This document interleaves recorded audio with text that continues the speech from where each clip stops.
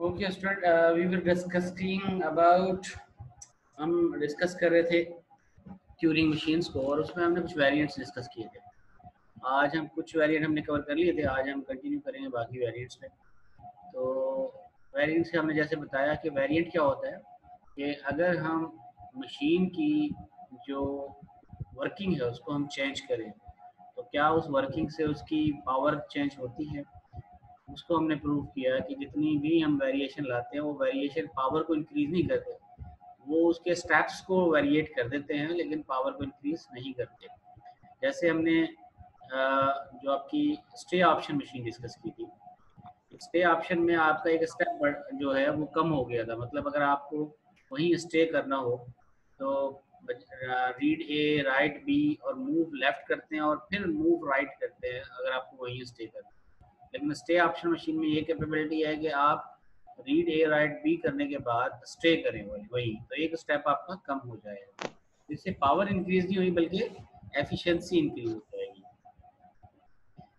इसी तरह से फिर हमने कहा था कि अगर हम दूसरी मशीन यूज़ की थी हमने जिसके अंदर आपके पास टेप का वेरिएशन था, यानी ट्रैक हमने यूज़ किया मल्टी ट्रैक। और मल्टी ट्रैक ये का एक ट्रैक पे कुछ और डेटा है, ट्रैक बी पे टू पे कुछ और डेटा है। उन दोनों ट्रैक्स के ऊपर हम एक ही टाइम में एक ही ट्रांजिशन के दौरान हम रीडिंग और राइटिंग करवा सकते सर हैं। सर अगर मल्टीपल ट्रैक्स यूज कर रहे हैं तो उसके लिए पावर ज्यादा नहीं रिक्वायर होगी, यानी कि सारे ट्रैक से डेटा रीड करने के लिए। नहीं देखिए, आप पावर को कंफ्यूज कर रहे हैं, मैं बार बार इसीलिए तो रिपीट कर रहा हूँ। थ्योरेटिकल कंप्यूटर साइंस में आप पावर का मतलब है कंप्यूटेबिलिटी, कंप्यूट करने की ताकत। वो क्या है, तो ये है कि अगर एक प्रॉब्लम एक मशीन सॉल्व कर सकती है और दूसरी मशीन सॉल्व नहीं कर सकती तो हम कहेंगे दूसरी मशीन पावर में कम है। हम ये जो वेरिएंट डिस्कस कर रहे हैं वो हम कर रहे हैं कि मशीन के अंदर हम multi track, multi tape, semi infinite tape, stay option tape, इससे क्या कर रहे हैं, उस मशीन के स्टेप्स जो कंप्यूटिंग ऑफ द प्रॉब्लम है उसके स्टेप्स को चेंज कर रहे हैं। तो किसी एक मशीन में उसके स्टेप 5 हैं, दूसरी में 15 हैं, तो उससे पावर वेरिएट नहीं हो रही, पावर सेम रहेगी। हाँ, अगर हम कहें एक मशीन एक प्रॉब्लम सॉल्व कर सकती है दूसरी नहीं कर सकती तो ये पावर का वेरिएशन है। जब हम मल्टी ट्रैक करते हैं तो मल्टी ट्रैक में हम कह रहे हैं एक ट्रैक से हम रीड कर रहे हैं और दूसरे ट्रैक से रीड कर रहे हैं, पहले ट्रैक पे राइट कर रहे हैं दूसरे ट्रैक पे राइट कर रहे हैं। तो ये एक आपके पास यूं हो गया कि अगर हम देखें वेरिएंट बना क्यों रहे हैं, इसको थ्योरेटिकल कंप्यूटर साइंस को अगर मैं मैप करूँ आपके रियल कंप्यूटर में तो ये हम कर क्या रहे हैं एक्चुअली, इस तरह से मल्टी ट्रैकिंग से आप यूं समय मिरर बना सकते हैं। आप क्या कर रहे हैं, एक जगह से रीड कर रहे हैं दूसरी जगह से रीड कर रहे हैं, पहली जगह पे राइट कर रहे हैं दूसरी जगह पे राइट कर रहे हैं। अगर आपको कोई चेंजेस करनी हो एक सिस्टम में और आप चाहते हैं ये सेम चेंजेस दूसरे सिस्टम में भी हो जाएं, यानी उसकी लॉग जनरेट हो या कॉपी जनरेट हो या ऐसा कुछ कर रहे होते हैं ना, जैसे डेटाबेस में अगर आप ट्रांजैक्शन जी करते सर। हैं तो आप कहते हैं उसकी लॉग बने। तो जी सर। एक्शन तो एक्चुअल टपल्स के अंदर हो रही है लेकिन लॉग का टेबल अलग से मेंटेन हो रहा है। तो ट्रैक को सही है सर। आप यू सिमुलेट कर सकते हैं कि देखिए ट्रैक में track one let's suppose original transaction हैं और ट्रैक टू क्या है, लॉग ऑफ दैट ट्रांजैक्शन। तो आप जब ओरिजिनल ट्रांजैक्शन को चेंज करते हैं तो लॉग भी चेंज होती है। तो वो जो वेरिएंट है मशीन का वो उससे पावर नहीं बढ़ा रहा कि यानी वो ट्रांजैक्शन जो पहले किसी मशीन से नहीं हो सकती थी वो अब हो रही है, वो एक पैरेलल में आप इसको एक काम कर रहे हैं। आप कहते हैं ट्रैक वन पे ये चेंज हो ट्रैक टू पे चेंज हो, मिरर बना देते हैं आपके, मशीन वन पे ये चेंज हो मशीन टू पे ये चेंज हो, मिरर जैसे बनाते हैं। मिरर याद होगा, रेप्लिका कह लें या मिरर कह लें, एक मशीन है जी उसका सर। बनाते हैं फॉल्ट टॉलरेंस के लिए। तो वो एक कंसेप्ट है जिसको हम थ्योरेटिकल कंप्यूटर साइंस में ट्रैकिंग के जरिए कर सकते हैं। कि हम कहते हैं ट्रैक दो है, ठीक है, सेमी इनफाइनाइट टेप है, या ट्रैक दो है, ट्रैक वन पे ट्रैक टू पे जो चेंजेस हो रहे हैं वो हम पैरेलल में कर रहे हैं। हम कहते हैं ट्रैक वन से हमने बी रीड किया, ट्रैक टू से हमने डी रीड किया, ट्रैक वन पे हमने ए राइट करवाया, ट्रैक टू पे हमने सी राइट करवाया। तो एक्चुअली तो आपने ट्रैक वन पे चेंजेस किए हैं ना, कि आपने बी से सी किया है, लेकिन उसकी आप ट्रैक टू पे क्या कर रहे हैं, उसका रिफ्लेक्शन किसी वे में कैप्चर कर रहे हैं। ठीक है, सर तो इसको पावर हम नहीं कह सकते, लेकिन ये कह सकते हैं कि ये टाइम ज्यादा लेगी उस मशीन से जो एक ट्रैक पे रीड राइट कर रही है। टाइम ज़्यादा लेगी, टाइम कम लेगी, कम स्टेप्स में काम कर रही है, ज़्यादा स्टेप्स में काम कर रही है, ये वेरिएशन है, पावर सेम होगी। तो ये सारे ठीक है सर। वेरिएशन या ये जो मॉडल मैं डिस्कस कर रहा हूँ, इनके डिस्कस करने का ऑब्जेक्टिव ये है कि आप ये समझ लें कि अगर कोई प्रोग्राम सी में बना है, दूसरा प्रोग्राम जावा में बना है, तीसरा प्रोग्राम पाइथन में बना है, तो उसके स्टेप्स डिफरेंट हैं। ऐसा नहीं है कि एक प्रोग्राम जो जावा में बन सकता है वो सी में नहीं बन सकता, जो सी में बन सकता है वो पाइथन में नहीं बन सकता, ऐसा तो नहीं है ना। हाँ, ये होगा नहीं। कि हमें उसके कंपाइलर के अंदर वेरिएशन लाने पड़ेंगे, आपको ट्रिक्स यूज करनी पड़ेगी, ठीक है। ऐसा पॉसिबल नहीं है कि वो काम नहीं हो सकता, मतलब ये तो लैंग्वेज की मैं बात कर रहा हूँ ना। और इसी तरह से ऐसा नहीं होगा कि एक काम जो पेंटियम 1 में हो रहा है वो पेंटियम 4 में नहीं हो सकता, या पेंटियम 4 में हो रहा है पेंटियम 1 में नहीं हो सकता। हाँ, ये वो पॉसिबल है कि पेंटियम 4 जो है उस कंप्यूटेशन को 2 मिनट में कर रहा है, पेंटियम 1 के ऊपर वही कंप्यूटेशन करें, हो सकता है वो 10 मिनट में करें। तो एफिशिएंसी चेंज हो रही है, this is not a power. अगर हम i7 या i3 की बात करते हैं तो this is changing the efficiency of computation, not the power of computability. कि हम कहते हैं यार पेंटियम 1 के दौर में तो ना ये प्रॉब्लम होता ना, कंप्यूट हो ही नहीं सकता था, लेकिन आज के दौर में ये कंप्यूट हो रहा है। नहीं हो सकता था, लेकिन उसमें जो प्रोसेसिंग पावर रिक्वायर्ड थी उसके लिए टाइम ज्यादा लगता। बात समझ में सही आ, है सर। ये इशू है। अब जैसे हम सही हो गया। कहते 32 बिट आर्किटेक्चर थी, उसके अंदर ये प्रॉब्लम जो है वो कंप्यूटेबल नहीं था, और 64 बिट आर्किटेक्चर में कंप्यूटेबल है। कंप्यूटेबल तो वहां भी था वो, लेकिन उसमें हम क्या करते, 32 बिट के 2 वर्ड बनाते। अब वो 2 वर्ड बनाने की बजाय हम एक ही लाइन के अंदर 64 बिट के अंदर आपके 8 वर्ड प्रोसेस हो रहे हो, या 8 बाइट एक साथ प्रोसेस हो रहे हैं, 32 में 4 बाइट करके प्रोसेस हो रहे होते। बात तो यही थी, वो स्टेप बढ़ जाते दो, यानी हम एक वर्ड को प्रोसेस करने के लिए 8 बाइट को प्रोसेस करने के लिए 2 स्टेप यूज करते हैं, यहाँ हम एक ही स्टेप में कर लेते हैं।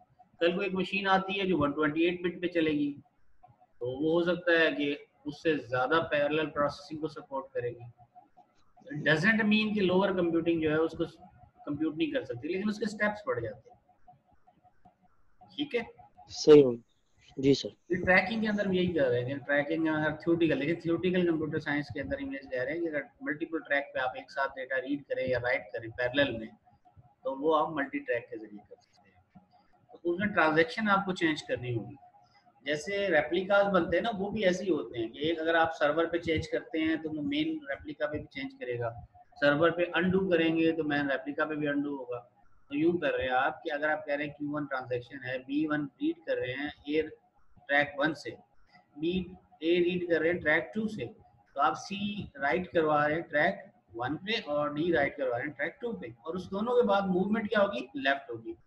अगर सिंगल मूवमेंट की लॉजिक ये है कि हमारे पास हेड एक है, अगर हम चाहें तो इसको एक ऐसी मशीन बना सकते हैं जो कि हो मल्टी ट्रैक मल्टी हेड।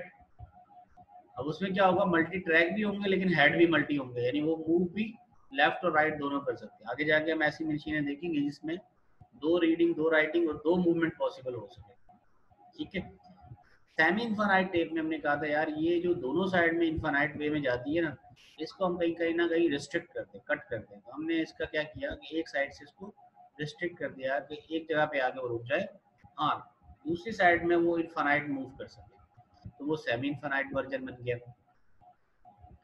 तो हर वेरिएंट के बाद हमने इस चीज़ को एम्फसाइज किया है कि चाहे हम सेमी इनफाइनाइट बनाएं, स्टे ऑप्शन बनाएं, मल्टी ट्रैक बनाएं, जो पावर है वो सेम होगी। तो semi infinite machine have the same power with standard Turing machine.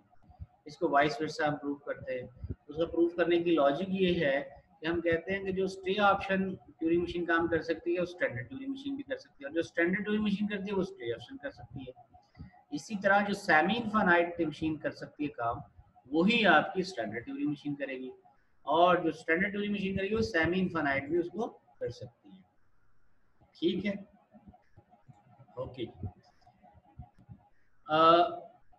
अब वो सिमुलेशन के लिए हमने प्रूव करने के लिए क्या किया है कि हम कहते हैं जो स्टैंडर्ड ट्यूरिंग मशीन है उसमें जो बोथ साइड में इनफाइनाइट होता है, उसमें हम एक हैश सिंबल लगा के और उस हैश सिंबल पे एक लूप ऐड कर देते हैं हमारी प्रोग्रामिंग मशीन के अंदर, प्रोग्राम के अंदर।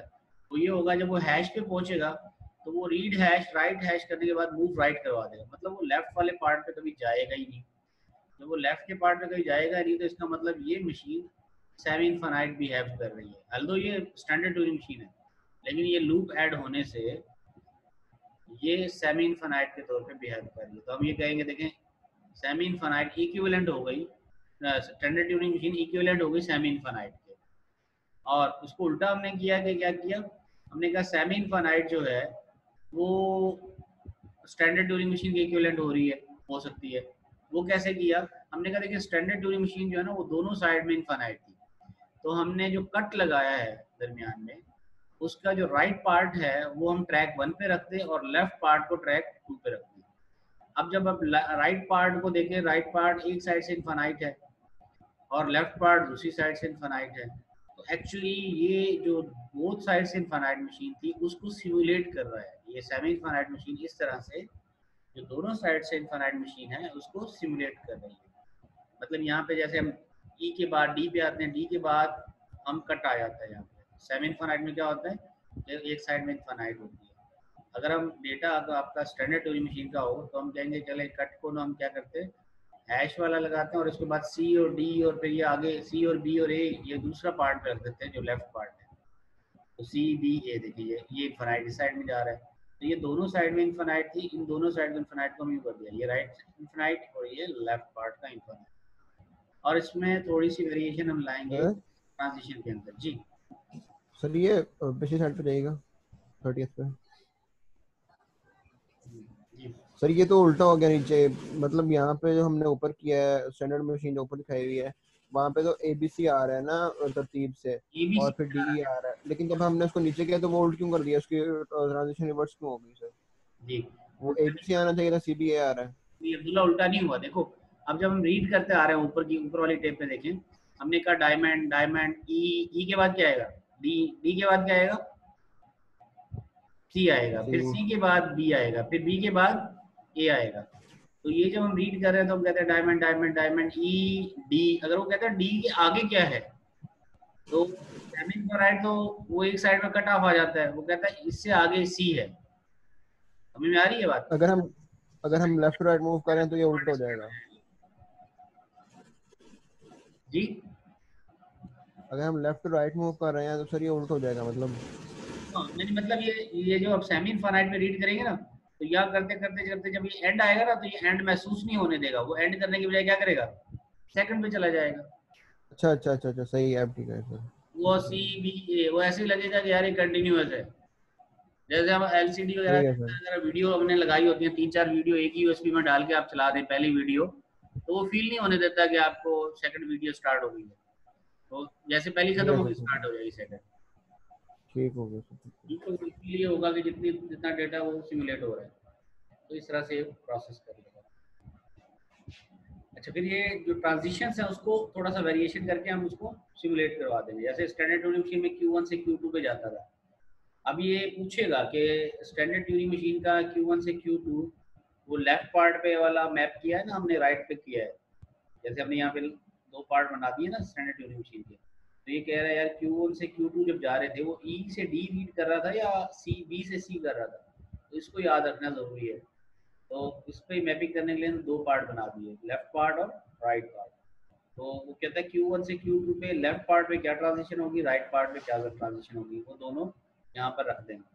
अगर हम यहाँ पे यूँ समझ लें ये मल्टी ट्रैक है, तो अगर हम लेफ्ट पार्ट पे काम कर रहे हैं तो हम कहेंगे रीड सी राइट समथिंग और मूव लेफ्ट, तो ऊपर वाले पार्ट को स्किप कर देंगे क्योंकि वो तो एक स्टैंडर्ड ट्यूरिंग मशीन तो एक ही टेप है ना। यहाँ पे हमने मल्टी ट्रैक बनाया तो पहले पार्ट को अगर हम रीड करोगे तो दूसरे को स्किप कर देंगे, दूसरे पार्ट को रीड करोगे तो पहले को स्किप कर देंगे। तो स्किप का मतलब क्या है, वो रीड समथिंग राइट समथिंग, जो रीड करेंगे वही राइट कर देंगे, मतलब स्किप हो रहा है एक्चुअली। तो ये ट्रांजिशन हमने ऐड कर दी स्किप की। देखे हमने कहा कि राइट पार्ट है तो Q1 से Q2 पे जाएंगे, राइट पार्ट को अगर वो रीड कर रहा है तो करेगा read A write G move right. अब क्योंकि मल्टी ट्रैक है तो हम कहेंगे read A write read X write G right X, मतलब जो दूसरा पार्ट था उसको तो हमने टच ही नहीं किया, बस उसको हमने कहा जो भी है ऐसे ही रहने दो। और लेफ्ट पार्ट को अगर मैनिपुलेट कर रहे हैं प्रोसेस कर रहे हैं तो आप कहेंगे कि read X, read A, write X, write G. तो एक्चुअली तो आप ए से जी को चेंज कर रहे हैं, लेकिन जो पहला वाला पार्ट है उसको आप स्किप कर रहे हैं। तो ये ट्रांजिशन में थोड़ा सा आपको मैनिपुलेशन करनी पड़ेगी ताकि आप इसको प्रूव कर सकें ये स्टैंडर्ड ट्यूरिंग मशीन की है। तो स्टैंडर्ड ट्यूरिंग मशीन की ट्रांजिशन थी Q1 से Q2 जाते हुए ए को जी में चेंज करता और मूव करता राइट। तो ये कह रहा है ए को जी में चेंज किया हमने, मूव किया राइट, लेकिन लेफ्ट पार्ट में क्या होगा, लेफ्ट पार्ट पे हम उसको ऐसे ही रहने देंगे, एक्स को एक्स ही रहने देंगे और मूव करेंगे लेफ्ट, क्योंकि देखिए वो हमने एक ही साइड में बनाई है ना ट्रांजिशन।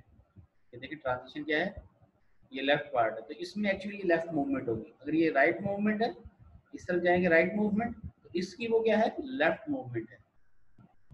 ये हमने यहाँ पर चेंजेस कर दी ताकि आपकी ट्रांजिशन एग्जैक्टली सिमुलेट करे सेम बिहेवियर जो आपकी स्टैंडर्ड ट्यूरिंग मशीन कर रही है। इस तरह से जाके हमने आपकी ट्रांजिशन। सर ये राइट वाला दोबारा बताएं सर जी, जो आपने कहा राइट मूव करेंगे ऊपर वाले ट्रैक में, तो लेफ्ट मूव करेगा नीचे वाले।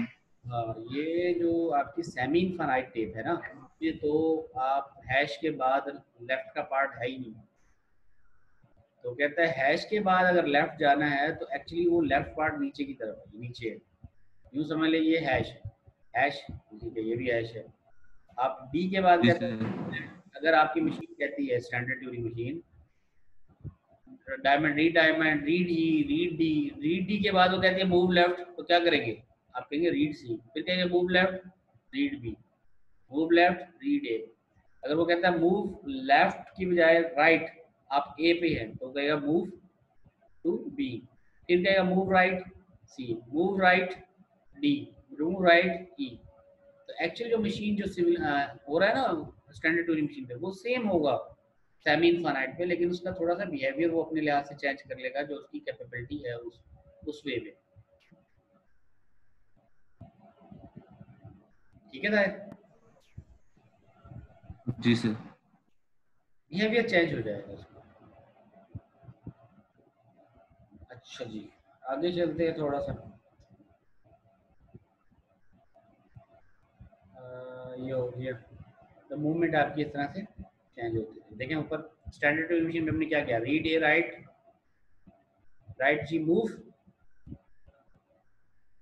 स्टैंडर्ड ट्यूरिंग मशीन में क्या हो रहा है, मूव राइट।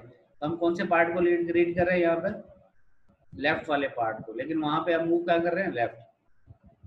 नोट करें, आप लेफ्ट वाले पार्ट को रीड कर रहे हैं और मूव कर रहे हैं लेफ्ट, क्योंकि एक्चुअल स्टैंडर्ड ट्यूरिंग मशीन है वहाँ पे ये लेफ्ट वाला पार्ट रीड हो रहा है लेकिन मूव कर रहे हैं राइट, क्योंकि उसमें हमने कॉपी बना के उल्टा करके रिवर्स करके रखा हुआ है। तो उसको याद रखेंगे हम कि हमारी रिवर्स की ट्रांजिशन मूव हो जाएगी लेफ्ट, बजाय कि राइट मूव करनी।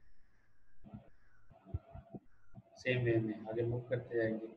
अच्छा, जब हैश पे आएगा जो बॉर्डर है, तो चाहे लेफ्ट पार्ट हो या राइट पार्ट हो, उसने क्या करना है, राइट पे थ्रो करा देना है, क्योंकि लेफ्ट पे तो हमारी टेप ही नहीं है, सेमी इनफाइनाइट के अंदर टेप खत्म हो जाती है।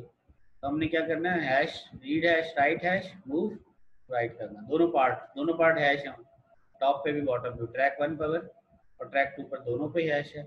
हम कहेंगे read hash right hash move right, आप मूव कर जाएंगे। जी सर, ये राइट मतलब कौन से ट्रैक पर मूव करेगा इसमें? ये मल्टी ट्रैक है ना, सेमी इनफ्रारेड के 2 ट्रैक होते हैं। ऊपर वाला राइट सर पार्ट, ट्रैक तो 2 होते हैं। 2 होते हैं ना सेमी इनफाइनाइट में, ट्रैक 2 बना लिए ना हमने, क्योंकि हमने स्टैंडर्ड इनको सही है। लास्ट में हमने कंक्लूड किया कि देखें जी semi infinite tape Turing machine के बराबर है, और हमने ये प्रूव कर दिया,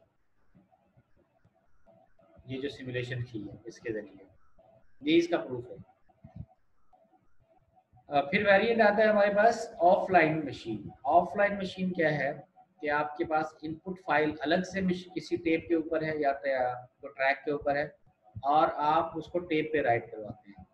वो ऑफलाइन में जैसे हम कहते हैं यूएसबी से डेटा पहले कॉपी कर लो और कॉपी करने के बाद उसको चलाओ, या हार्ड ड्राइव से सीडी रोम से या फ्लॉपी ड्राइव से आप पहले क्या करते हैं, हार्ड ड्राइव पे कॉपी कर लेते हैं। तो यूँ समझ लेंगे जो टेप है आपकी वो हार्ड ड्राइव पर काम कर रही है, और इनपुट फाइल जो आपकी यूएसबी नेट इंटरनेट से अगर आप लेते हैं। सर बोले। सर ये जो आपने डबल वाली मशीन का बताया, सैमी वाली, ऐसी हमने इनमें ये जो आप अब पढ़ा रहे हैं, इनकी मशीन्स भी बनानी है या सिर्फ इनके बारे में पढ़ना है, यानी कि तो पढ़ना है, तो कंसेप्ट आपका क्लियर हो। ठीक है सर, ये बस इनकी मशीन्स तो नहीं बनानी सर, ट्यूरिंग मशीन्स तो नहीं बनानी। मशीन नहीं बनानी, आप उस लेवल पे कंफ्यूज ठीक ना है हो। कि तमाम स्टूडेंट्स को एक जर्नल मैसेज है कि उस लेवल पे टेंशन लेने की जरूरत नहीं है कि मैं आपको बोलूँगा यार ये स्टैंडर्ड ट्यूरिंग मशीन है, इसकी सेमी इनफाइनाइट बना के बताओ। मैं ये टॉपिक जो कवर करवा रहा हूँ उसका मेरा ऑब्जेक्टिव ये है कि आप थ्योरेटिकली आपका माइंड सेट रेडी हो जाए सीएस में उस लेवल पे सोचने के कि थ्योरेटिकली चीज़ें कैसे बनती हैं और उसको प्रैक्टिकल बाद में कैसे बनाया जाता है। ठीक है, अगर आपको ये कंसेप्ट क्लियर हो गया कि हर वेरिएंट जो है वो इक्विवेलेंट है, तो दैट्स इनफ। उसको वेरिएंट के बारे में आपको, हाँ उसकी वेरिएंट का ये पता हो कि वो वेरिएंट होता क्या है। ठीक है सर। मशीनें बनाने के लिए नहीं दूंगा मैं आपको कि मशीनें बनाएं आप इसको स्टैंडर्ड ट्यूरिंग मशीन को स्टे ऑप्शन ट्यूरिंग मशीन बनाएं, ऐसा नहीं दूंगा। ठीक है, क्लियर। ठीक है सर।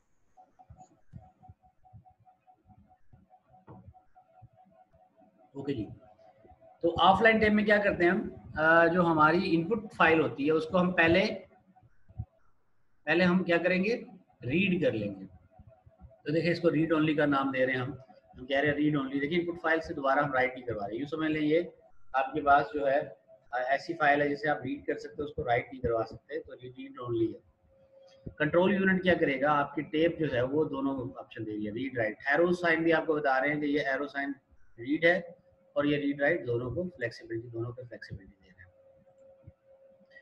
तो इस कंसेप्ट को देखते हुए देखिए आपका एरो साइन बता रहा है कि जस्ट रीड ओनली, और ये क्या कर रहे हैं, रीड राइट बोथ वे में मूव कर रहे हैं।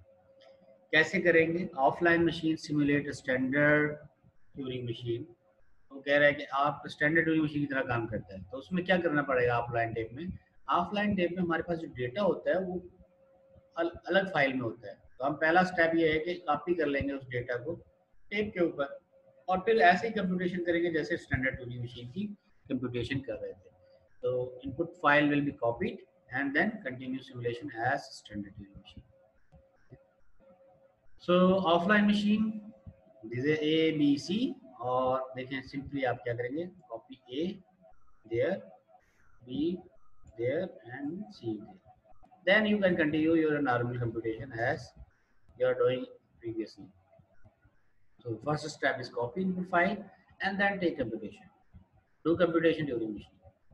So in this way we can say standard Turing machine और आपकी जो सेमी इनफाइनाइट और ऑफलाइन टेप है वो सेम वे में काम करती है, उसमें कोई वेरिएंट नहीं आता, उससे कोई पावर नहीं बढ़ जाती इसकी।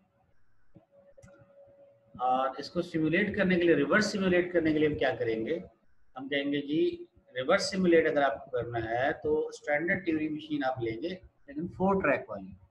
ऑफलाइन टेप को अगर आपने सिमुलेट करना है स्टैंडर्ड ट्यूरिंग मशीन के अंदर तो आप 4 ट्रैक वाली लेंगे। एक ट्रैक पे आप रखेंगे इनपुट डेटा, दूसरे ट्रैक पे रखेंगे आप हेड की पोजीशन। अब हेड की पोजीशन क्या है, देखिए एक टाइम में हेड एक ट्रैक्टर को पॉइंट कर रहा होता है,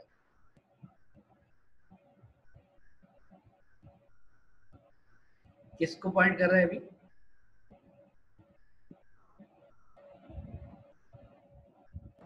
इनपुट फाइल पे सी पे पॉइंट कर रहा है। तो हम हेड में क्या करेंगे, सी को जो हेड की लोकेशन है वहाँ 1 कर देंगे और बाकी सबको 0 करेंगे। 1 रिप्रेजेंट करेगा कि हेड यहाँ पर है। इसी तरह टेप में कहाँ पॉइंट कर रहा है, एफ पर, तो ये टेप वाला डेटा हमारा ये आ जाएगा ट्रैक 3 पर, टेप का डेटा। और ट्रैक 4 पर हम रखेंगे टेप की पोजीशन। अब टेप की पोजीशन के अंदर नॉर्मली सारे 0 होंगे सिवाय एक करे, एक पोजीशन के जहां पर हेड पॉइंट कर रहे हैं। यहाँ पर हेड पॉइंट कर रहे हैं एफ पर, एफ की पोजीशन हम यहाँ पर शो करेंगे 0 1 1 का मतलब है there is a head position. तो इस तरह से आपने ऑफलाइन टेप को ट्रांसफॉर्म कर दिया स्टैंडर्ड ट्यूरिंग मशीन में। स्टैंडर्ड ट्यूरिंग मशीन को ट्रांसफॉर्म किया था ऑफलाइन टेप में कैसे, कि हमने क्या किया, आपकी जो स्टैंडर्ड ट्यूरिंग मशीन में डेटा होता है उसमें हमने कहा ऑफलाइन में ही होगा, एक स्टेप कॉपी का होगा, दूसरा नॉर्मल कंप्यूटेशन करेंगे। लेकिन रिवर्स करना हो तो हमें स्टैंडर्ड ट्यूरिंग मशीन के 4 ट्रैक्स बनाने पड़ेंगे और 4 ट्रैक में हमें ये याद रखना पड़ेगा कि कौन सा डेटा कहाँ से कॉपी हो रहा है और कहाँ रखा जा रहा है। तो जब हम रीड करेंगे तो 1 बाय 1 करेंगे ना, ए को रीड किया, फिर टेप पे उसको राइट करवा दिया, फिर बी को रीड किया, बी को राइट करवा दिया, सी को रीड किया, सी को राइट कर। तो ये याद रखने के लिए हमें 4 ट्रैक वाली स्टैंडर्ड ट्यूरिंग मशीन चाहिए।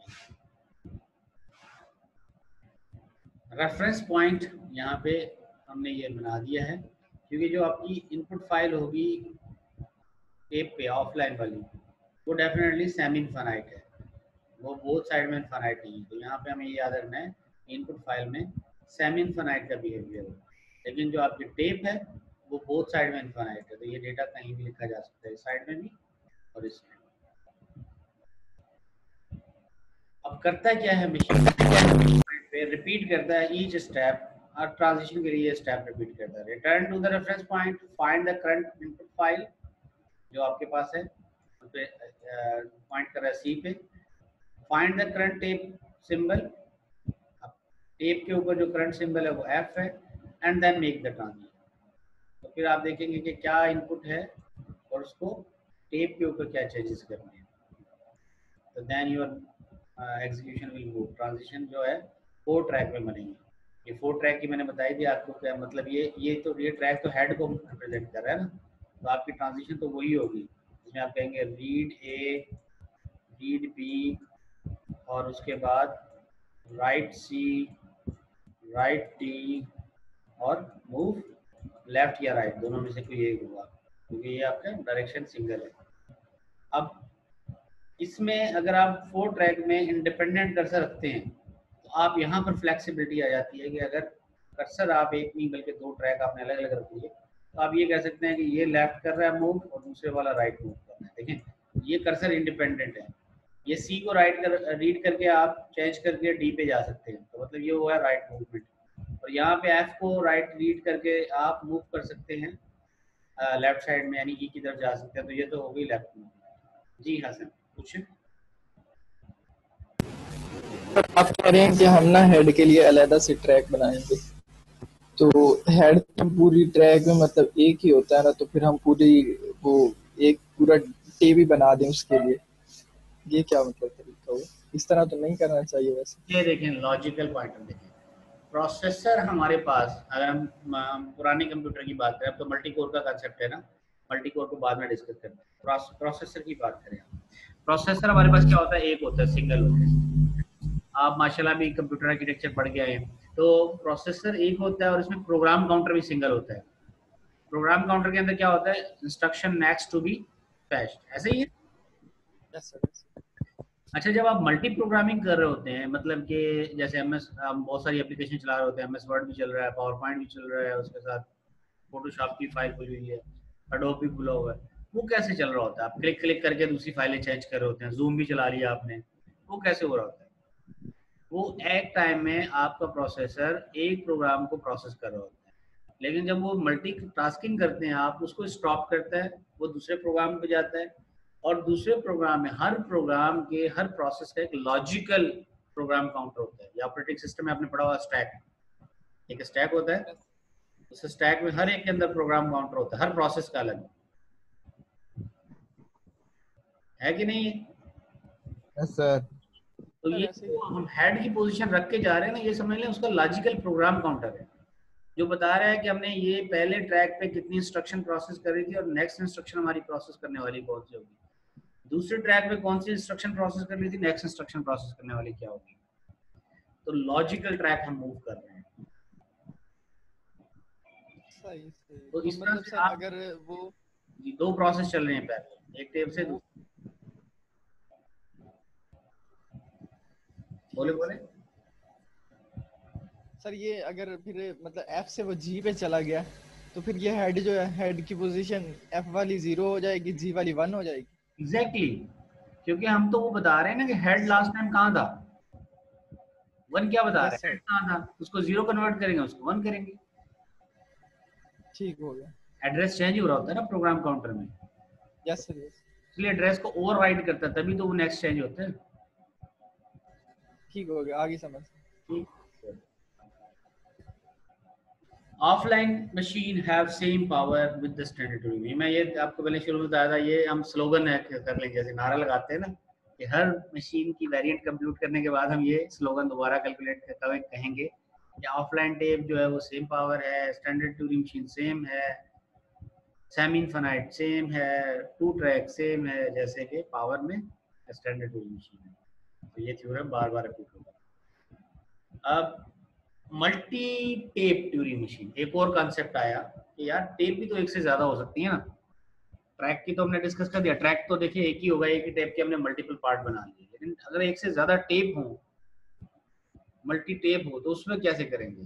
तो मल्टी टेप के लिए आपकी लॉजिक ये बनेगी, जैसे हम इनपुट फाइल पे भी कर रहे थे, टेप 1 है और टेप 2 है, तो कंट्रोल यूनिट क्या होगा, वो टेप 1 पे कोई ट्रांजिशन करेगा, उसको रीड करेगा, राइट करेगा, मूव करेगा लेफ्ट या राइट, और इसी तरह टेप 2 पे भी रीड करेगा, राइट करेगा, मूव करेगा लेफ्ट या राइट। तो एक्चुअल मशीन जो आपकी मल्टी टेप ट्यूरिंग मशीन है वो इस तरह से बनती है, तो रीड भी करती है, राइट भी करती है। स्टे जो आपकी हमने अभी किया था रीड ओनली फाइल वाला, जिसको हम कह रहे थे, उस पर तो हम सिर्फ रीड कर सकते थे, राइट नहीं कर सकते थे, लेकिन मल्टी टेप में क्या होगा, रीड भी कर सकते हैं और राइट भी कर सकते हैं। तो ये टेप आपकी रीड और राइट कैपेबिलिटी दोनों रखती है, दूसरी टेप भी रखती है। मल्टी टेप को आप अब वर्ड हम यूज करें मल्टी टेप, इसमें ये 2 टेप नहीं कह रहे, हम कह रहे हैं मल्टी टेप, मतलब 2 भी हो सकती है, 3 भी हो सकती है, 4 भी हो सकती है। तो वो सारी इक्विवेलेंट हैं स्टैंडर्ड ट्यूरिंग मशीन के। कैसे प्रोसेस करेंगे, उसके ट्रांजिशन कैसे बनाएंगे, नई चेंजेस, उस ट्रांजिशन को देखें। ट्रांजिशन में हमने चेंजेस ये किया कि हम जैसे स्टैंडर्ड ट्यूरिंग मशीन में तो हम रीड करते थे, राइट करते थे, मूव करते थे लेफ्ट और राइट, इसमें टेप इंडिपेंडेंट है, हेड भी इंडिपेंडेंट है, हेड इंडिपेंडेंट है, इसमें टेप अलग अलग हैं तो हेड भी तो इंडिपेंडेंट होंगे ना। तो यूं हम कहेंगे कि देखिए जी, रीड करें बी को, रीड करें एफ को, राइट करें जी और राइट करें डी, और मूव करें लेफ्ट और मूव करें राइट, यानी एक टेप पे आप मूव कर रहे हैं लेफ्ट, दूसरी टेप पे मूव कर रहे हैं राइट। टेप 1 से आपने क्या रीड किया, टेप 1 से आपने रीड किया बी, और बी को रीड करने के बाद आपने इसको बी को चेंज कर दिया जी में, तो बी चेंज हो गया आपका जी में। टेप 2 पे क्या किया आपने, एफ को रीड किया, और एफ को रीड करने के बाद इसको चेंज कर दिया डी में। टेप 2 पे आपने जो मूवमेंट की है वो लेफ्ट की है, और टेप 1 पे जो आपने मूवमेंट की है वो राइट की है। तो दोनों मूवमेंट भी डिफरेंट हो गई, टेप 1 की लेफ्ट और टेप 2 की राइट। तो जो ट्रांजिशन पहले हो रही है टेप 1 आप करेंगे तो उसकी मूवमेंट यहाँ बताएंगे लेफ्ट है, और इसी तरह टेप 2 की मूवमेंट क्या है, जो आपकी ट्रांजिशन एफ को रीड करके डी राइट करवा रहा है, इसकी मूवमेंट होगी राइट। अकॉर्डिंगली आप मूवमेंट भी चेंज करेंगे क्योंकि टेप इंडिपेंडेंट है। और ये अगेन अगर इसको हम स्टैंडर्ड ट्यूरिंग मशीन में सिमुलेट करेंगे तो वहां पर हमारे पास जी बोले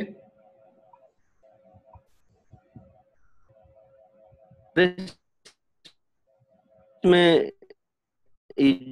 जो स्टैंडर्ड ट्यूरिंग मशीन है उसमें तो एक टेप थी और इसमें मल्टी टेप्स है, कोई फर्क नहीं, एक टेप थी। हाँ, तो मैं वही बात करने जा रहा था ना कि इसमें मल्टी टेप, उसको स्टैंडर्ड ट्यूरिंग मशीन में क्या कैसे सिमुलेट करेंगे। स्टैंडर्ड ट्यूरिंग मशीन में हम मल्टी ट्रैक बना लेंगे, क्योंकि टेप तो एक है, ट्रैक तो बन सकते हैं ना मल्टीपल। तो उसको प्रूव करने के लिए हम क्या करेंगे, स्टैंडर्ड ट्यूरिंग ट्रैक बनाए। तो multi tape machine simulate standard Turing machine, इसको प्रूव करने के लिए हम कहते हैं uses just one tape. Standard Turing machine में क्या है, लिमिटेशन क्या है, just one tape. How to use it, track बना लें आप, multi track, use multi track tape. Standard Turing machine के अंदर जो एक टेप है उसके ट्रैक मल्टीपल बना लें। तो tape of the multi tape Turing machine correspond to the pair of tracks. Pair क्यों बना रहे हैं, हेड की पोजीशन की वजह से। तो ये मल्टी टेप बन गई आपकी। जो स्टैंडर्ड ट्यूरिंग मशीन का एक टेप थी, उसके टेप के ऊपर आपने ट्रैक 4 बना लिए।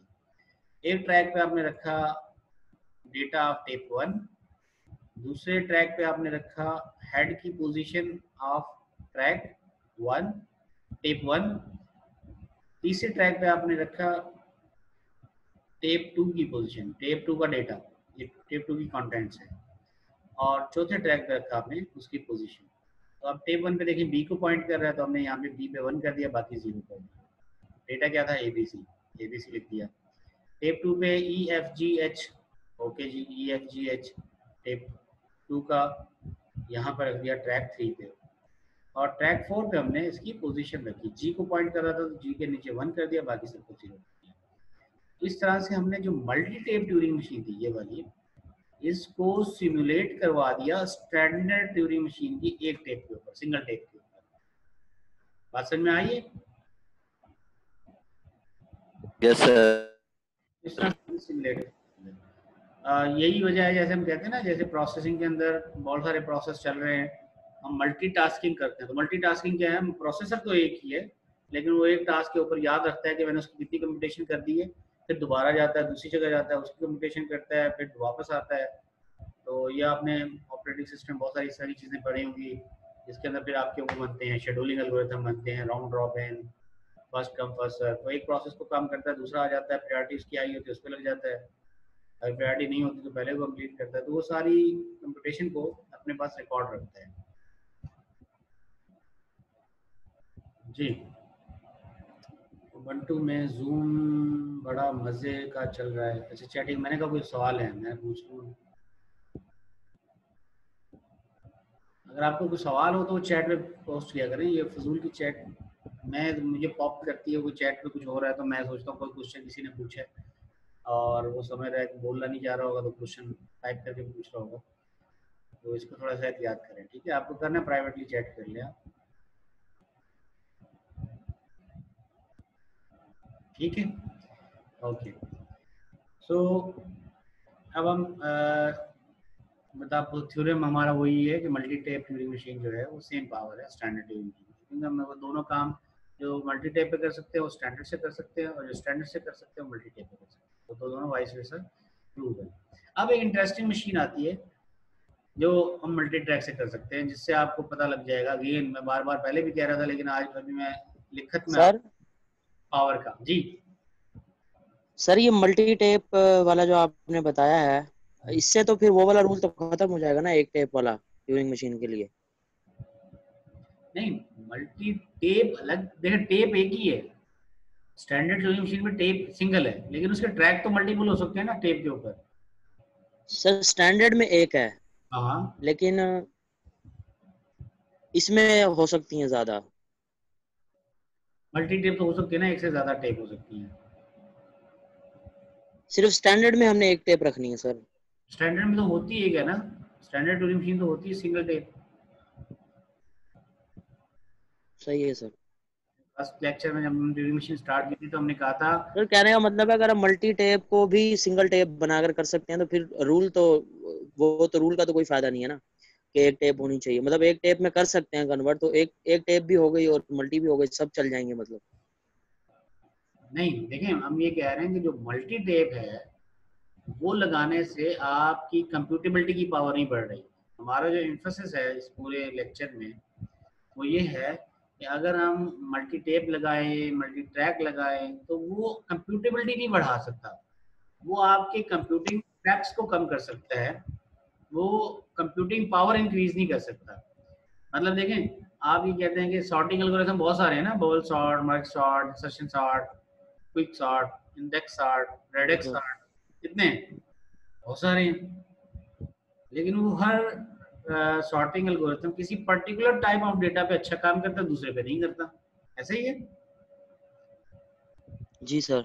आपकी एफिशिएंसी की पर्सपेक्टिव है, जो डिफरेंट सॉर्टिंग एल्गोरिथम बनाते हैं या डिफरेंट कंप्यूटिंग पर्सपेक्टिव बनाते हैं आप, वो आपकी कंप्यूटेबिलिटी को तो नहीं बढ़ा रहे, वो आपकी एफिशिएंसी को इंक्रीज कर रहे हैं। अब इसकी एग्जांपल देता हूं मैं, आगे एग्जांपल जो आ रही है ना वो इसकी एग्जांपल है कि देखें, अगर आप यूज करें स्टैंडर्ड ट्यूरिंग मशीन, जो लैंग्वेज दी आपकी पर देखें मैं सेंटेंस लिख दिया है, same power doesn't imply the same speed.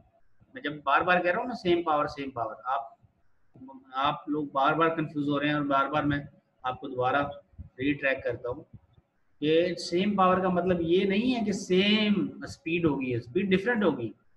हो सकता है आपकी स्टैंडर्ड ट्यूरिंग मशीन जो है वो 2 मिनट का काम 2 मिनट में काम कर रही हो, और आपकी जो मल्टी ट्रैक ट्यूरिंग मशीन है वो 2 सेकंड में काम कर रही हो, वही काम सेम।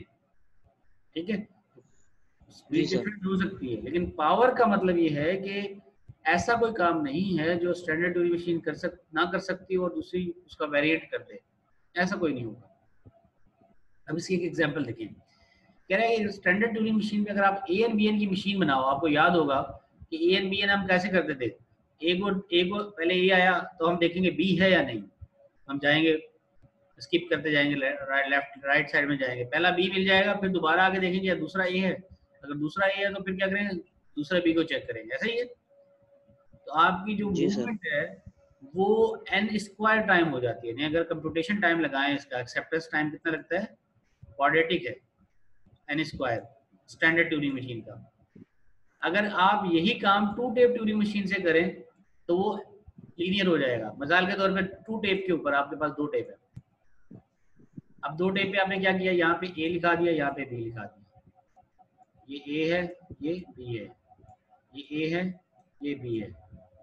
अब क्या करेगा, ये चेक करेगा, इस पर ए है, इस पर बी है, ठीक है, okay, A B, okay, A B.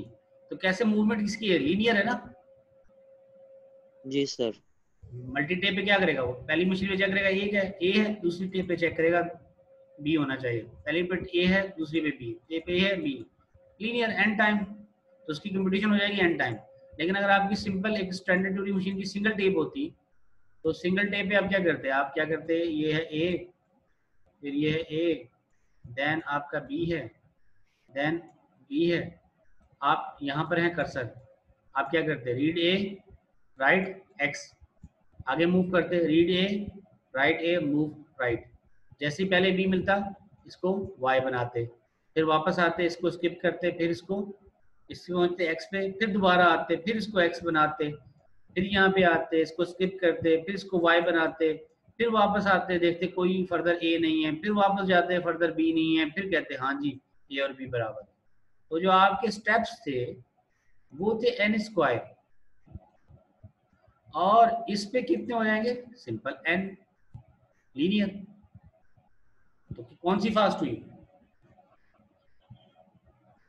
Fast machine कौन सी है, जी सर समझ आ गई। टू टेप ये फास्ट कौन सर सी, फास्ट तो टू टेप फास्ट हुई ना। टू टेप वाली फास्ट। Yes sir.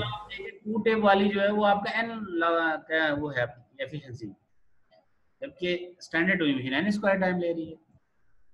तो इस लिहाज से हम ये कह रहे हैं, देखिए कंप्यूटेबिलिटी का मतलब है ये कंप्यूट दोनों कर सकती है, लेकिन टाइम डिफरेंट होगा दोनों का, स्टेप्स डिफरेंट होंगे, मेहनत डिफरेंट करनी पड़ेगी, ठीक है, क्लियर। इसकी इसकी जी वही सर। लॉजिक देते हैं ना, हम कहते हैं अल्लाह ताला ने तमाम इंसानों को जो है ना बराबर पैदा किया। Yes sir. अब एक जो ऑटोमेटा अच्छा पढ़ता है, दूसरा एल्गोरिथम अच्छा पढ़ता है, तीसरा जो है वो हो सकता है अंग्रेजी अच्छा पढ़ता हो, चौथा जो है वो कहीं और अच्छा हो किसी और काम में, ठीक है।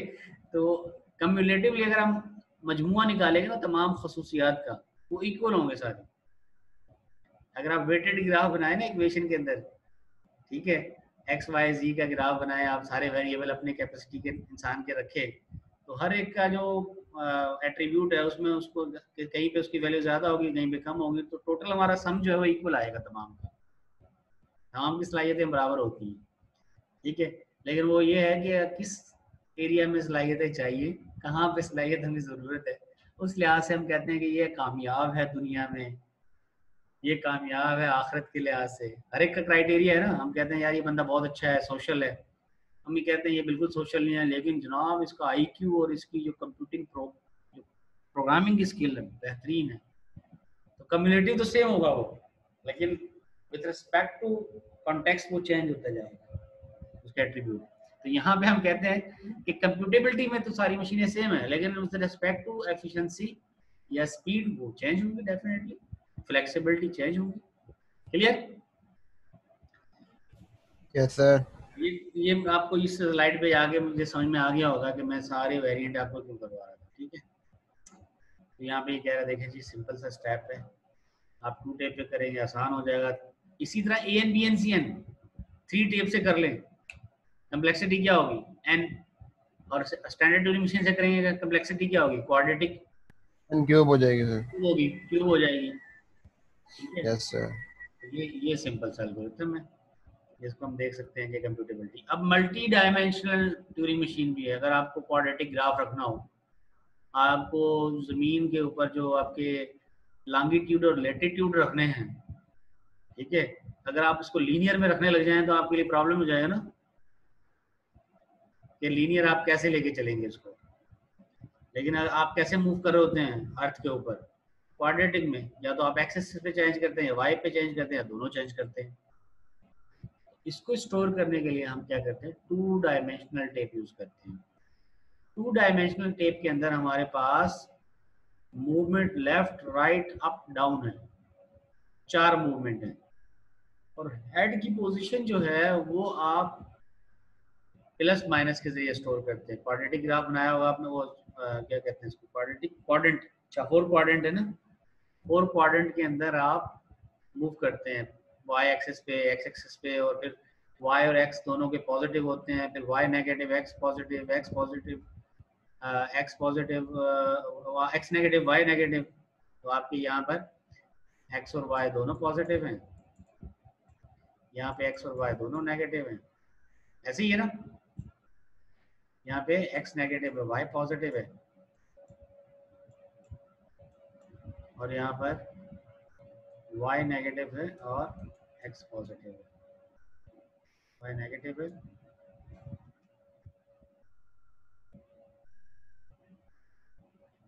और x पॉजिटिव है। तो ये क्वाड्रेंट आपके।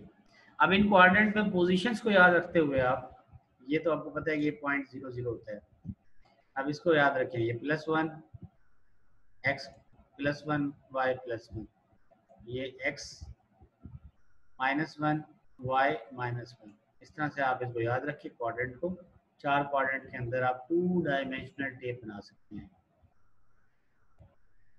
अब 1 डायमेंशन होती है आपकी Turing machine, standard Turing machine की, उसे सिमुलेट करना हो तो multi dimension Turing machine simulate standard Turing machine. 1 dimension के अंदर कैसे करेंगे, तो आइडिया, वो इंटेलिजेंट ब्रेन, दानियाल खामोश है काफी देर से, दानियाल से पूछते हैं। दानियाल ही बताएगा सर। सर ये दोनों डायमेंशंस को मर्ज कर दें, अगर मतलब एक्स एक्सिस के आगे लगा दें वाई एक्सिस। अच्छा, एक एक्सिस, एक को दूसरे के साथ मर्ज कर दें, एक तो इनफाइनाइट है, दूसरी साइड खत्म हो गई तो फिर दूसरी शुरू करेंगे ना। सर 2 टेप्स बना लें अलग से, एक एक्स एक्सिस की, एक वाई एक्सिस की।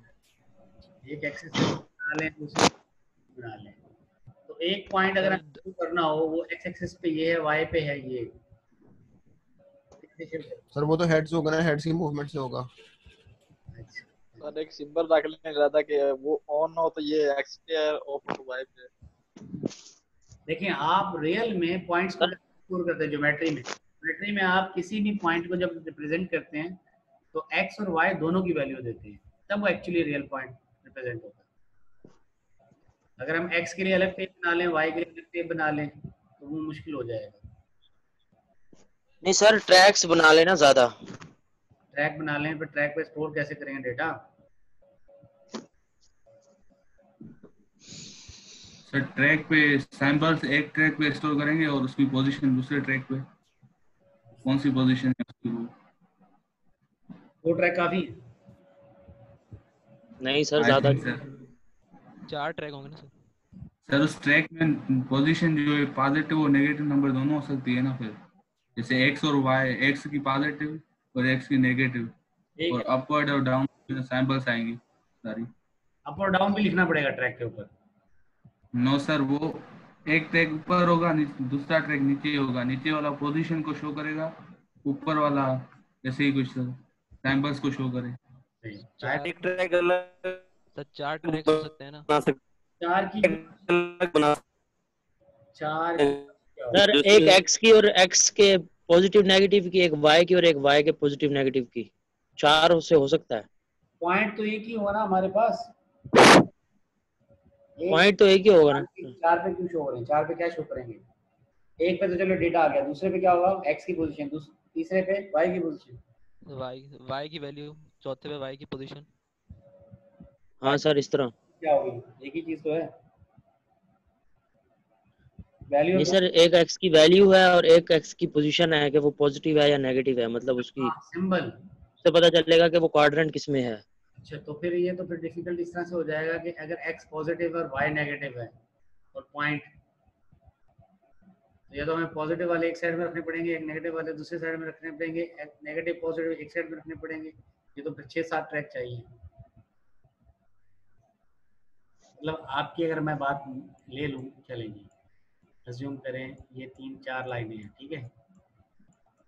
ये आप यहाँ पे a है, इस पे x पॉजिटिव की वैल्यू मतलब 2, इस पे x नेगेटिव की वैल्यू -2, ठीक है। इस पे y की वैल्यू 3, y माइनस की। तो मैं कैसे शो करूँगा कि ये a की वैल्यू क्या है, 2 या -3, क्या लिखूँ? अगर मैं ये लिखूँ कि ये लेट्स सपोज a की पोजीशन जो है वो 2,3 है, तो मुझे इस पे 2 रखना पड़ेगा पॉजिटिव वाले पे, और नेगेटिव वाले पे कुछ भी नहीं रखना पड़ेगा, खाली छोड़ना पड़ेगा। y के पॉजिटिव वाले पे 3 रखेंगे और y के नेगेटिव वाले को खाली छोड़ना पड़ेगा। ऐसे ही है ना? ऐसे ही होगा सर। खाली छोड़ना पड़ेगा। तो हम ये कह सकेंगे कि a जो है वो -2 + 3 है, ठीक है। इसी तरह b जो है अगर -3 पे है, -3 पे है। अब -3 तो फिर कहाँ आएगा? 2 के बाद अगर 3 आएगा तो y की पोजीशन पे तो 4 आएगा। समझे बात? जी सर। अगर हम सीक्वेंस में रखेंगे 1 1 1 1, तो अगर आपके पास b की वैल्यू जो है वो है -3 और 5, तो जहां पर 3 आएगा उसके नीचे तो सारे 3 की लाइनें होंगी ना, सारे डिजिट 3 की होंगे। तो ताहिर साहब जो है 3 ना, के कैसे होंगे सर? हाँ 3 के कैसे होंगे सर? समझ नहीं आई ये बात। एक टेप पे मैं लिख रहा हूँ 1 2 3 4 5, दूसरी पे तो 1 2 3 4 5 ही लिखूंगा ना सीक्वेंस में। ठीक है सर। तो अगर b की वैल्यू जो है वो -3 और +5 है, तो b अगर मैंने यहाँ लिखा तो उसके नीचे 3 तो ठीक है, लेकिन +5 कैसे आएगा? 3 के नीचे तो 3 होगा ना, x की वैल्यू अगर 3 है तो y की भी 3 होगी। y की 3 क्यों होगी सर? तो ट्रैक में तो 3 है ना, सीक्वेंस में चल रहे हैं ना, सीक्वेंस में। ताहिर का जो अच्छा। आइडिया है ना, ताहिर ने जैसे भरमाया वो सही है। तो क्या करेंगे, पॉइंट की पोजीशन रखेंगे, 2 ट्रैक टेप, स्टोर करेंगे सिंबल इन 1 ट्रैक, और कोऑर्डिनेट जो है वो स्टोर करेंगे ट्रैक 2 पे। तो ये आपका सिंबल बन जाएगी। इसमें आपको जो सिंबल का ट्रैक है वो खाली छोड़ना पड़ेगा, सिर्फ सिंबल आएगी तो उसका ट्रैक आ जाएगा, और अदरवाइज खाली छोड़ेंगे। तो वो कहेंगे अब ए है, ए कहाँ पर है? 1 1 पे। देखिए ए कहाँ पर है? 1 1। आप लिखेंगे ए 1 और सेपरेटर है यहाँ पर हैश और फिर 1, तो ये ए की पोजीशन आ गई 1 1। फिर सही हो गया सेपरेटर सर। आ गया, फिर आपने कहा बी कहाँ है? 2 2 -1 है ना, ये y के अंदर क्या होगा? -1 है ना, जी सर। इसको बोलेंगे 2 -1। तो 2 -1 ये यहाँ पर सर आ ये जब नेगेटिव होगा तो फिर हम हैश हटा देंगे? नहीं, हैश तो लगा रहे हैं सेपरेटर, नेगेटिव अलग नहीं से। सर, माइनस ए में देखें ना, ए में आया है 1 हैश और 1 हैश, तो हाँ, इसमें कोई नेगेटिव नहीं है एक्स और वाई, लेकिन बी में वाई नेगेटिव है तो हमने हैश हटा दिया। लगा दिया नहीं है, हैश तो लगा हुआ है लेकिन नेगेटिव अलग से लगा दिया एक्स्ट्रा। एक एक एक्स्ट्रा हो गया। अच्छा ठीक है सर। अगर हम वैसे भी लिखते हैं, मैं 2 लिखता हूँ सिर्फ, इसका मतलब 2 क्या है? पॉजिटिव है। लेकिन अगर मुझे 2 नेगेटिव लिखना होता है तो मैं माइनस की साइन लगाता हूँ ना, लेकिन अगर पॉजिटिव लिखना होता है तो माइनस पॉजिटिव साइन लगाने की जरूरत नहीं होती। ऐसे ही है, सही सही हो गया सर। सेम वे में। यहाँ हमने बी की पोजीशन बता दी 2 -1। इसी तरह सी की पोजीशन बताएंगे -1, क्या होगा? -1 हैश हैश 0 होगा। और उसके बाद वाई की माइनस y की वैल्यू 0 माइनस होगी ना शायद। -1 या +1। यस सर, +1 आएगा सर। नहीं, +1 आएगा सर, यस सर, +1 आएगा। +1 आएगा। तो इसी तरह से अगर मैं यहाँ पे लिखता हूँ जी, इसकी बताएं क्या लिखेंगे?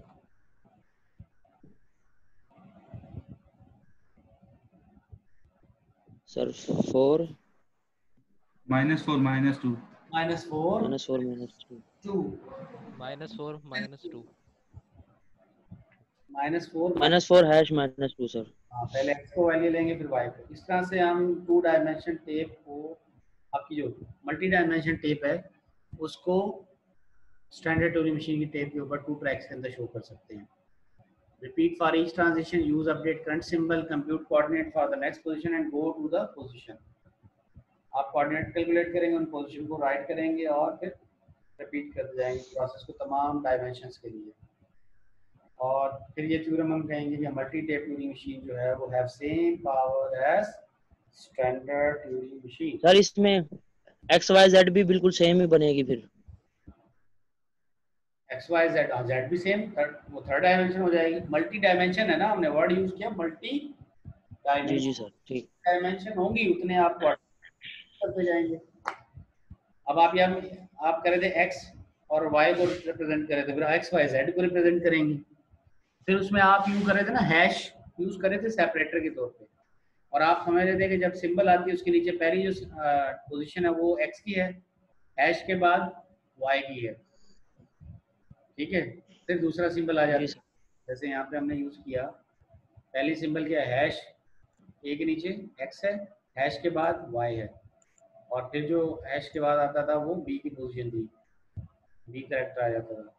अगर आप जेड को शुरू करेंगे तो आप यहाँ पे ये लिखने की बजाय इसको छोड़ देंगे, आप बी यहाँ लिखेंगे, सॉरी यहाँ पे, तो आप ये कहेंगे एक्स की पोजीशन क्या है 1 है, वाई की 1 है और जेड की 2 है, तो एक्स वाई जी 3 डायमेंशन में हो जाएगा। ये क्लियर है? सही होगा।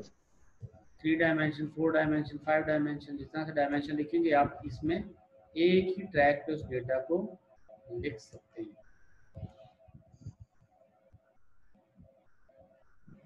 ठीक हो गया। आखिरी हमारे पास मशीन है non deterministic Turing machine. Non deterministic Turing machine को हम कहते हैं कि अगर हमारे पास एक इनपुट हो, आउटपुट हमारे पास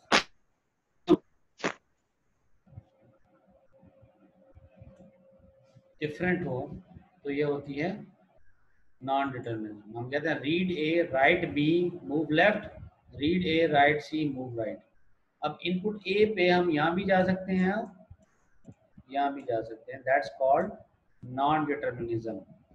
नॉन डिटर्मिनिस्टिक ट्यूरिंग मशीन जो है वो भी डिटर्मिनिस्टिक ट्यूरिंग मशीन के इक्विवेलेंट होती हैं, जैसे एनएफए डीएफए हमने बात की थी। सिर्फ फर्क आता है पीडीए में, उसको याद रखिएगा।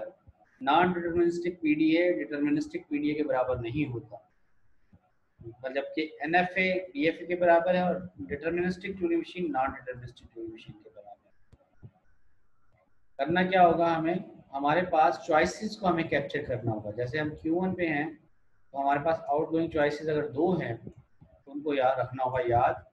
हम चॉइस 1 ये है कि अगर हम 0 टाइम 0 पे हैं तो चॉइस 1 ये है कि हम वहाँ ए की जगह पे बी राइट करवाएं और मूव कर जाएं लेफ्ट पे, जैसे यहाँ पे किया, Q2 आपका मूव कर गया लेफ्ट पे। और चॉइस 2 है कि ए की जगह पे आप राइट करवाएं सी को और मूव कर जाएं राइट को। देखिए यहाँ पे हमने बी की जगह क्या किया, इस बी को ए को चेंज किया सी से और मूव कर गए राइट पे। तो ये 2 चॉइस हैं। अगर आपकी 3 चॉइसेस बन रही हो, Q4 आ रहा हो कोई यहाँ पे, जहाँ पे आप कह रहे होंगे यार आप रीड ए करेंगे राइट, लेट्स सपोज बी करेंगे और फिर मूव कर जाएंगे लेफ्ट या राइट, किसी पोजीशन में लेफ्ट, तो फिर आपके पास थर्ड चॉइस आ जाएगी।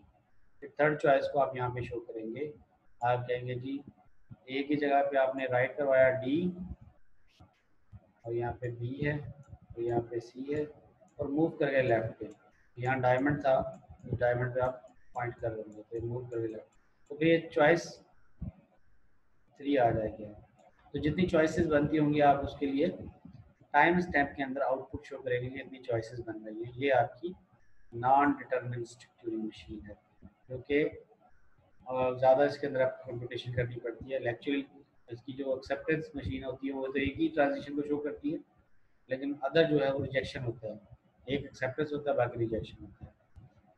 इनपुट स्ट्रिंग आपकी W is accepted if this is possible computation.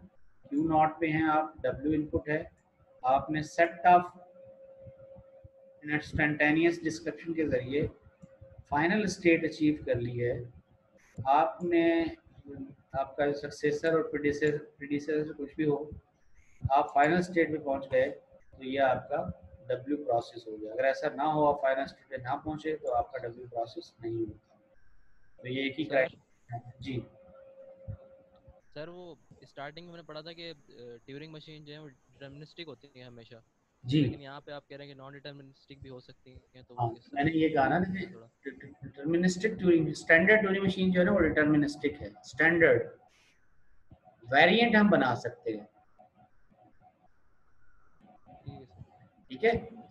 आपसे पूछा जाए कि डिटर्मिनिस्टिक ट्यूरिंग मशीन जो है वो standard Turing deterministic Turing machine वो डिटर्मिनिस्टिक होती है, नॉन होती है, तो आप कहेंगे डिटर्मिनिस्टिक होती है। स्टैंडर्ड मॉडल जो है ना वो डिटर्मिनिस्टिक है।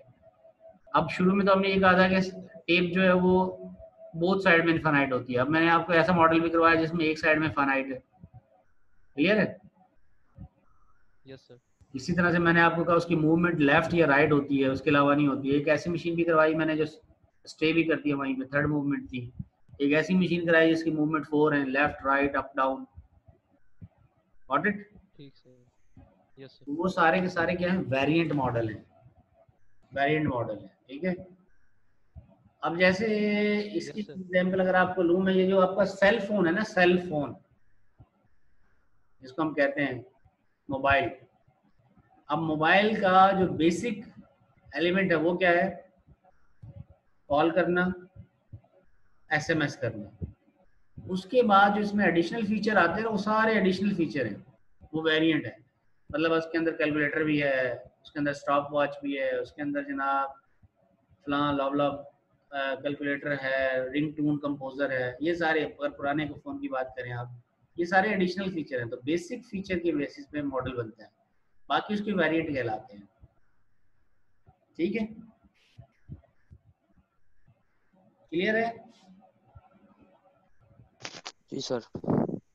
चलें, गुड हो गया। अब हम कहते हैं जो डिटर्मिनिस्टिक ट्यूरिंग मशीन है, every deterministic machine is also non deterministic machine. जैसे NFA हम कहते थे, every NFA is equal to DFA या हैज DFA। ठीक है। तो ये every deterministic machine is also non deterministic Turing machine. उसमें हम ये कह रहे हैं कि जो डिटर्मिनिस्टिक में जो ट्रांजिशन हम कह रहे होते हैं ना, नहीं जा रही होती, चॉइसेस नहीं होती, तो वो चॉइसेस ना होना भी डिटर्मिनिज्म है ना, ठीक है।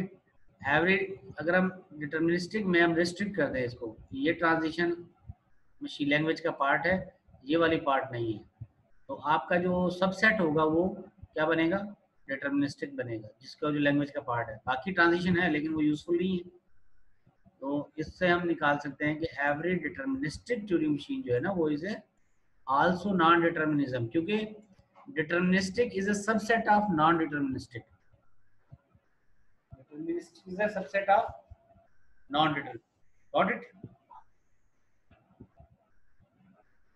जैसे हम कहते थे कि DFA जो है ना वो NFA का क्या है? सबसेट है ना। अब NFA का सबसेट में, NFA में बहुत सारी ट्रांजिशन हम लगा सकते हैं, DFA में उनमें से सिर्फ वही लगाते हैं जो एक्सेप्ट हो रही होती है, बाकी सबको रिजेक्ट करा रहे होते हैं। या उल्टा करते हैं आप, तो जो DFA का सबसेट जो है वो NFA होता है, ठीक है। दोनों एक दूसरे का सबसेट होते हैं, और दोनों दूसरे का सबसेट कैसे हो सकते हैं? जब दोनों बराबर हों। तो यहाँ से हम डेफिनेशन ड्राइव करते हैं, A is a subset of B and B is a subset of A, and both are a subset of each other, and that's why both are equal. तो यहाँ हम कह रहे हैं डिटर्मिनिस्टिक और non deterministic both are equal with respect to the computation power same होगी। ऐसा कोई काम नहीं है जो डिटर्मिनिस्टिक ट्यूरिंग मशीन कर रही हो और नॉन डिटर्मिनिस्टिक ट्यूरिंग मशीन उसको ना कर पाए। क्लियर है? तो यहाँ अगर हम डिटर्मिनिस्टिक ट्यूरिंग मशीन को हमें क्या करना होता है? हमें कीप करना पड़ता है track of all possible computation determinism में। नॉन डिटर्मिनिज्म में हम ट्रैक नहीं करते ऑल पॉसिबल कंप्यूटेशन को, जो नहीं हो रही छोड़ देते हैं उसको ऐसे। NFA में याद होगा आपको। तो यहाँ देखें, ये है नॉन डिटर्मिनिस्टिक, Q1 से Q2 Q4, Q1 से Q2 Q3 Q5, आप दोनों में जा सकते हैं, या तो यहाँ जाए या यहाँ जाए। तो कंप्यूटेशन 1, कंप्यूटेशन 2, कंप्यूटेशन 3, जितनी भी कंप्यूटेशन बन रही होंगी उनमें से वो कंप्यूटेशन जो लैंग्वेज का पार्ट होगी वो डिटरमिनिस्टिक मशीन कहलाती है। तो deterministic keep track of all possible computation but store the computation in a two dimensional tape which are equivalent to the Turing machine, जो कि उस लैंग्वेज का पार्ट होगी। 1-डायमेंशनल टेप पे सर जी हसान कह रहा है कि 10 मिनट की ब्रेक मिलेगी। हाँ, अभी आखिरी स्लाइड है इसलिए मैं 10 मिनट की ब्रेक ही देने वाला हूँ। इसके बाद हम इंशाल्लाह ठीक है सर। यूनिवर्सल ट्यूरिंग मशीन को डिस्कस करेंगे। ठीक है, ये मैं नॉन डिटरमिनिज्म को खत्म कर दूं बस। ठीक है sir. Non deterministic Turing machine, अब देख लें यहाँ पे आपको क्या करना पड़ेगा। डिटरमिनिस्टिक में तो हमारे पास एक ही टेप होती है। नॉन डिटरमिनिज्म के जो चॉइसेस है ना, उन चॉइसेस को रखने के लिए हमें क्या करना पड़ेगा, मल्टी ट्रैक यूज करना पड़ेगा।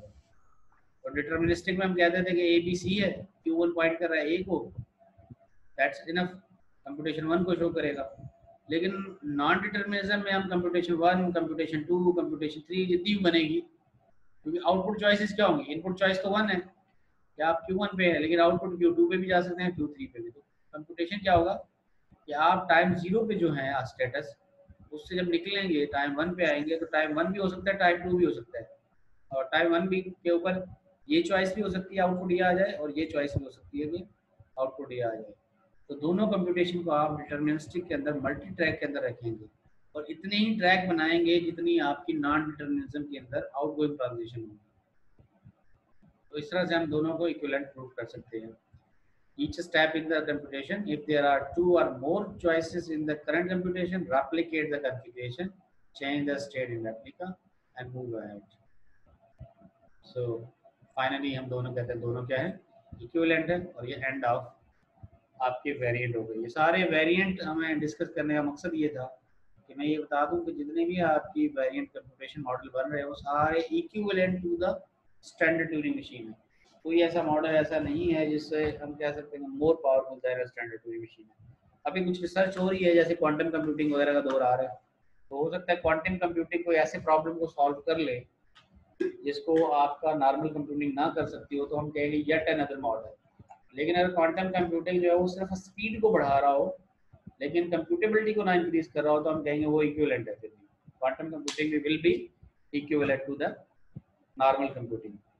क्लियर है सर ये जो वेरिएंट हैं ये सारे के सारे इक्वल हैं स्टैंडर्ड मशीन के, तो ये आपस में भी इक्वल होंगे फिर? आपस में भी इक्वल है definitely. A is equal to B, B is equal to C, then A is equal to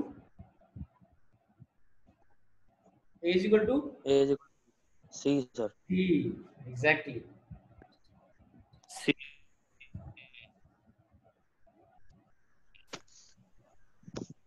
ठीक हो गया।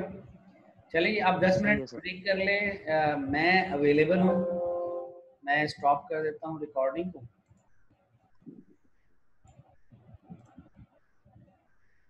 और ये मैंने स्टॉप कर दी।